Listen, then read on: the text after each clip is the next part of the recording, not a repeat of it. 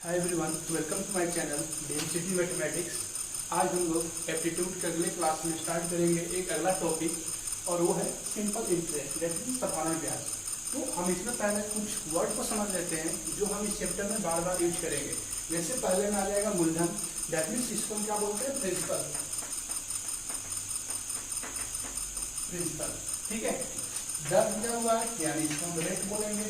समय ये रहेगा टाइम। निष्पत्ति को हम एडिशन बोल सकते हैं, और ब्याज को क्या बोलेंगे, इंटरेस्ट। ठीक है। अब यहाँ पर समझते हैं कि मूलधन है क्या। मूलधन ये हुआ कि जितना अमाउंट हम किसी को उधार देंगे। जैसे सपोज यहाँ से हम 500 रुपया, ठीक, हम क्या किए, 500 रुपए ए ने बी को उधार दे दिया।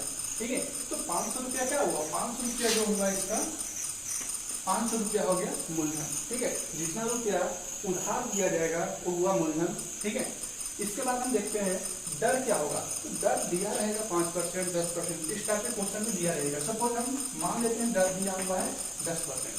10% का मतलब यह हुआ कि 100 रुपए में 10 रुपए का इंक्रीमेंट होगा प्रति वर्ष। यदि ये दर प्रति वर्ष में दिया रहेगा तो 10% का मतलब होगा 100 रुपए में 10 रुपए क्या हो रहा है, इंक्रीमेंट हो रहा है। उसी टाइप से 500 में कितने का इंक्रीमेंट होगा, 50 रुपया का।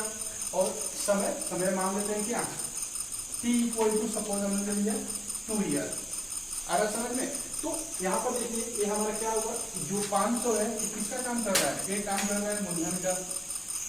ये हुआ हमारा दर और ये हुआ टाइम। अब यदि कोई पूछ ले कि 2 साल बाद ए ने बी को 500 रुपए 10% ब्याज पर 2 वर्ष के लिए उधार दिया, तो बी इसको कितना लौटाएगा आफ्टर 2 ईयर। ठीक है। यहाँ पर हम देख रहे हैं कि दर क्या है, 10%, यानी 100 में 10 रुपया का बढ़ोतरी होगा प्रति वर्ष। तो 500 में कितना का बढ़ोतरी होगा, 50 रुपया। ठीक है। एक साल में 50 रुपए का इंक्रीमेंट हुआ, 2 साल में कितने का हो जाएगा, 100 रुपए का इंक्रीमेंट। तो टोटल जो बी ए को रिटर्न करेगा कितना करेगा, बी ए को कितना रिटर्न करेगा, यहाँ हम देखते हैं बी ए को रिटर्न करेगा 500 जो लिया था वो को इसको रिटर्न करेगा, प्लस में 100 रुपया इसको और रिटर्न करना होगा, क्योंकि 100 रुपया क्या हो गया, ब्याज हुआ। तो यही जो 100 रुपया हुआ उसी को हम लोग क्या बोलेंगे, इंटरेस्ट। ठीक है। साधारण ब्याज इसको बोलते हैं, यानी कि हमारा क्या हो जाएगा, एसआई हो जाएगा, सिंपल इंटरेस्ट, जिसको हम एसआई बोलते हैं। क्लियर है, यहाँ पे समझ में आ रहा है। चलिए, तो अब यहाँ से एक फॉर्मूला बना लेते हैं। फॉर्मूला क्या हो जाएगा, एसआई का यदि हम फॉर्मूला देंगे ये हो जाएगा पी आर टी अपॉन में 100। इस फॉर्मूले को आप लोग नोट डाउन करिएगा। जहाँ पर पी क्या है, अभी जब हम पहले देख चुके हैं, प्रिंसिपल, यानी कि हमारा क्या अमाउंट हुआ, कितना अमाउंट दिया गया।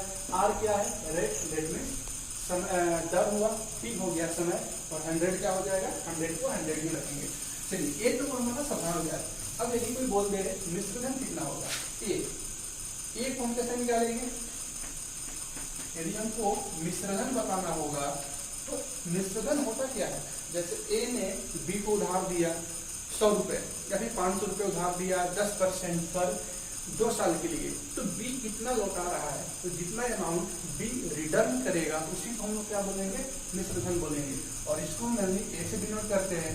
तो इसका फॉर्मूला क्या हो जाएगा, पी दैट मीन जितना उधार लिया वो तो यहाँ पर रखेंगे, प्लस में एसआई को जोड़ देना रहेगा। आ रहा समझ में, यानी कि एसआई में हम क्या जोड़ देंगे, मूलधन को जोड़ देंगे। यानी कि ये पी हुआ जितना उधार लिया था, और ये एसआई हो गया जितना इंटरेस्ट बना, जितने समय के लिए रखेगा उतना क्या होगा, इंटरेस्ट बनेगा। तो दोनों को जोड़ेंगे तो हमको यहाँ पे क्या मिल जाएगा, मिश्रधन मिल जाएगा। तो ये होगा हमारा बेसिक पॉइंट कि कैसे हम सिंपल इंटरेस्ट को फाइंड आउट करेंगे। ठीक है, इसको नोट डाउन करिए।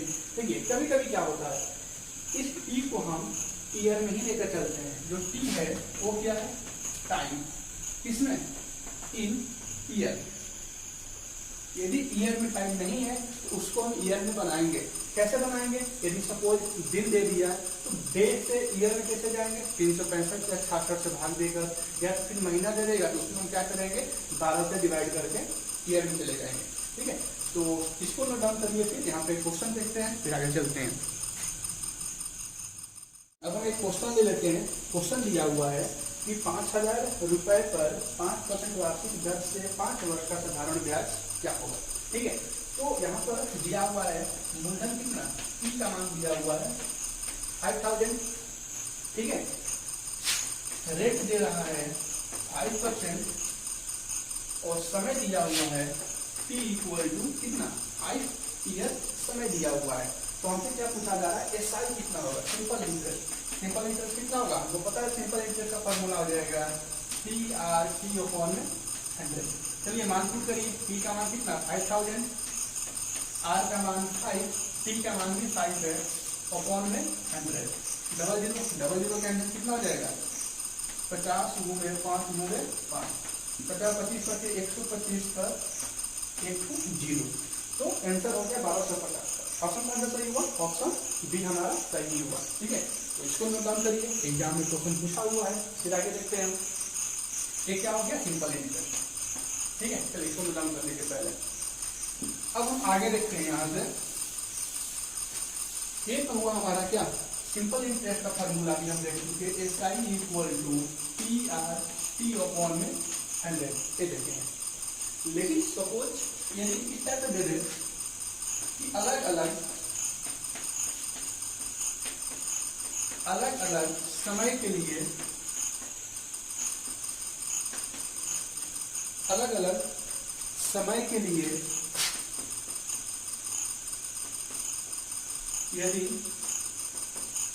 यदि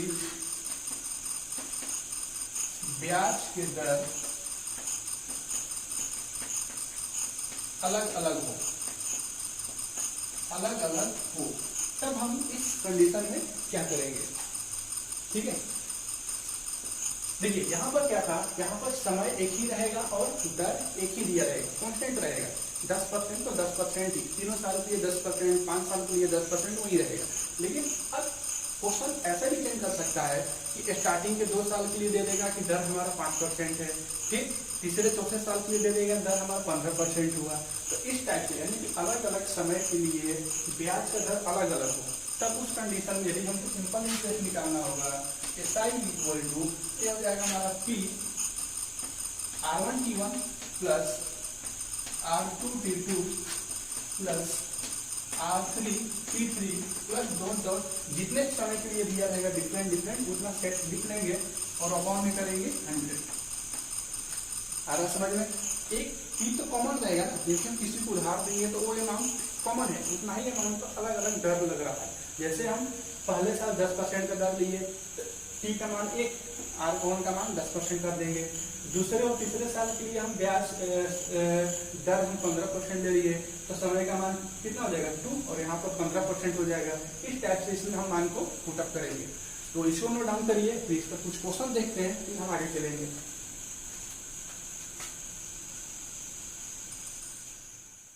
चलिए अब हम अगला क्वेश्चन ले लेते हैं। यहाँ से ये दिया हुआ है, किसी धनराशि पर ब्याज की दर प्रथम 2 वर्ष के लिए 4%, तदुपरांत 4 वर्ष के लिए 6% और 6 वर्ष के बाद 8% प्रति वर्ष है। तो यदि 9 वर्ष के पूरे अवधि के लिए राशि द्वारा उपचित सरल ब्याज 1120 है, तो धन बताना है। चलिए क्वेश्चन में क्या दिया हुआ है, यहाँ पर हम देखते हैं SI का मान ऑलरेडी दे चुका है, कितना SI का मान दिया हुआ है 1120 रुपया। सही है, अब इसमें क्या दे रहा है, देखिए टोटल दिया गया है, टाइम कितना है, टाइम दिया जा रहा है 9 ईयर। क्लियर है ना, 9 ईयर का मतलब यहाँ से स्टार्ट हो रहा है, ऐसा हम समझ सकते हैं 9 ईयर को 1 2 3 4 5 6 7 8 9। अब इस 9 ईयर के लिए जो रेट है वो अलग अलग है। देखिए प्रथम 2 वर्ष के लिए जो है, यानी प्रथम 2 वर्ष यानी कि यहाँ से यहाँ तक के लिए जो दर का मान है, कि R1 का मान कितना है, R1 का मान दिया हुआ है 4%। ठीक है, समय कितना होगा, T1 का मान कितना 2 साल। चलिए आगे दे रहा है, तदुपरांत 4 वर्ष के लिए 6% हो जाता है। तो अगले 4 वर्ष के लिए, तो 4 वर्ष के लिए कौन हो जाएगा, पहला दूसरा तीसरा चौथा, यानी तीसरे साल से लेके 6वें साल तक के लिए यहाँ पर जो दर है, यानी R2 का मान कितना हो जा रहा है, ये हो जा रहा है 6%। क्लियर है, और समय कितना है, यहाँ पर T2 का मान 1 2 3 4 साल है, 4 ईयर। ठीक है, ईयर में ही हमेशा लेकर चलना है हमको। और आगे दे रहा है एवं 6 वर्ष बाद 8% हो जाता है, यानी कि 6 वर्ष बाद में कितना हो जाता है 8%। अभी मैटर नहीं करता है कितना आगे तक जाएगा, इसके बाद 1 साल 2 साल जो भी टाइम बच रहा है उसके लिए हम दर को क्या लेके चलेंगे, उसके लिए दर लेके चलेंगे 8%। तो बच रहा है क्या, यही 3 बच रहा है, तो इसके लिए दर होगा यानी R3 का मान वो हो जाएगा 8%। तो T3 कितना हुआ 1 2 3 साल आ रहा समझ में, 3 ईयर ये है 4 ईयर और ये है 2 ईयर। ये हमारा होगा क्वेश्चन। यदि क्वेश्चन को सही से समझ लिए तो अब इसको इजीली लगा सकते हैं। फिर से समझते हैं, सिंपल इंटरेस्ट दिया हुआ है, हमसे पूछा जा रहा है इसमें कि मूलधन कितना होगा, P का मान हमको बताना है यहाँ पर कि P का मान क्या लेकर चले। कि यदि हम 9 साल के लिए उधार लें तो सिंपल इंटरेस्ट 1120 रुपया हमें मिले। अब इसमें देखिए टाइम तो दिया हुआ है लेकिन रेट हमें नहीं पता है, रेट कितना लेके चलना है।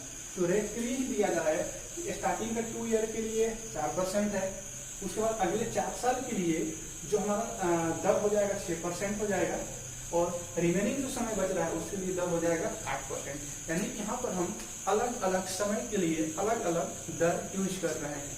तो हमको पता है इस टाइप में यदि क्वेश्चन देता है तो साधारण ब्याज का फार्मूला क्या हो जाता है, P R1 T1 plus R2 T2 plus R3 T3।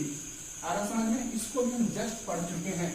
और अपॉन में क्या है, अपॉन में है 100, कोई दिक्कत नहीं होनी चाहिए। चलिए अब हम मान पुटअप करते हैं। SI का मान कितना पुट करेंगे 1120,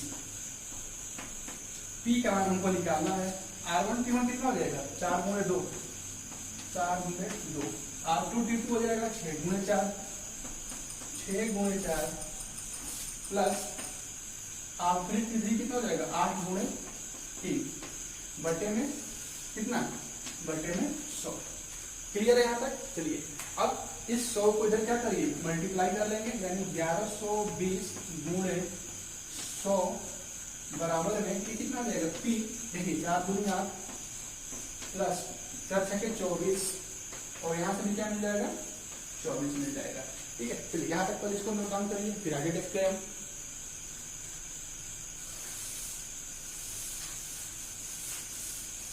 अब देखिए कितना होता है 1120 गुणे कितना 100 बराबर में कि कितना हो जाएगा 24 24 48 48 और 8 कितना हो जाएगा 56, P गुणे 56।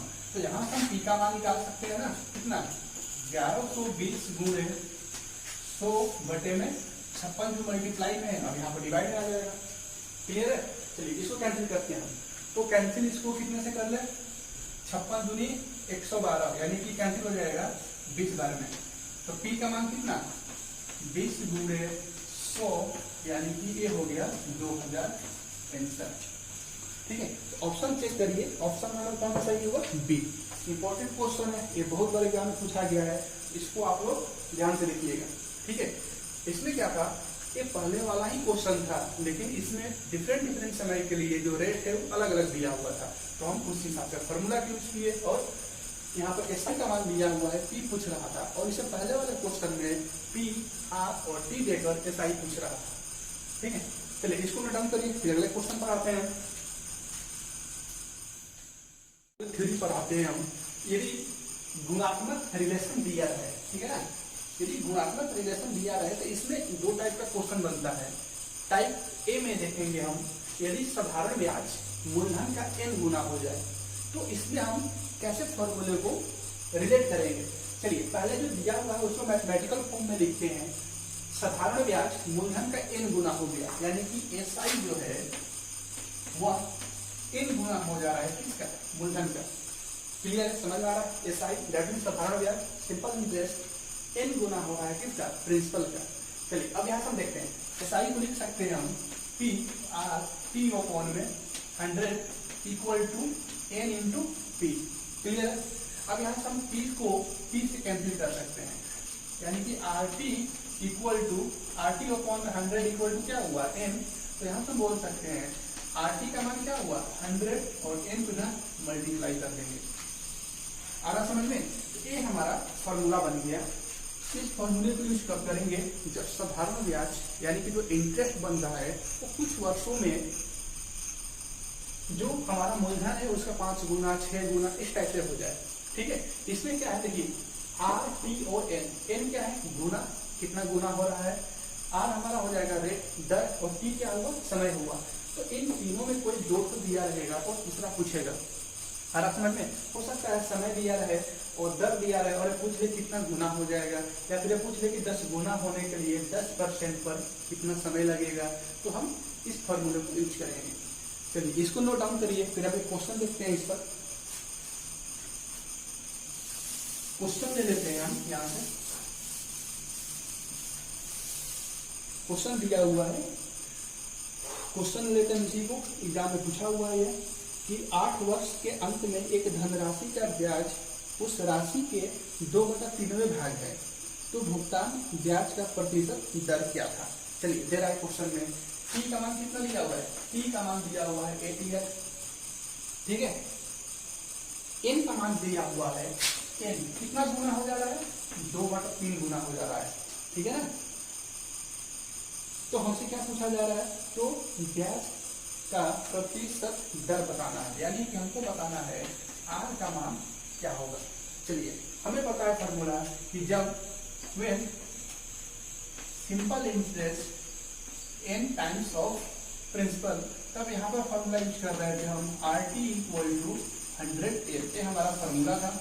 इस फॉर्मूले में हम पुट करेंगे। चलिए आर का मान दिया हुआ है कितना, आर का मान हमको निकालना, टी का मान दिया हुआ है 8 ईयर = 100 इंटू एन का मान दिया हुआ है कितना, 2/3 गुना हो जा रहा है, यानी कि अपने मूलधन का 2/3 भाग हो जा रहा है। तो आर का मान इजीली फाइंड आउट कर सकते हैं, कितना हो जाएगा, आर = हो जाएगा 100 गुणे 2 में 8 जो मल्टीप्लाई में है, डिवाइड में चला जाएगा, और यहाँ पर है 3।